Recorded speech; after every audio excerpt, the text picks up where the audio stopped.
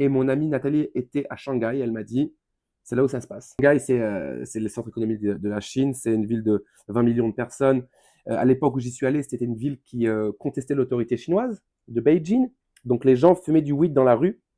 Et en fait, c'était complètement absurde parce que le weed n'était même pas encore légal à Montréal.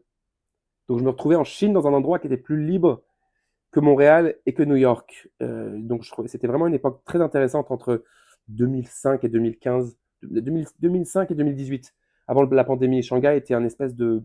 The Rabbit c'était East. vraiment, vraiment très intéressant comme endroit où tu pouvais travailler au noir, faire de l'argent. Il y avait une explosion de créativité et surtout un dédain par rapport au totalitarisme chinois. Shanghai a toujours été comme ça. Dans les années 20, tu rentrais à Shanghai sans passeport.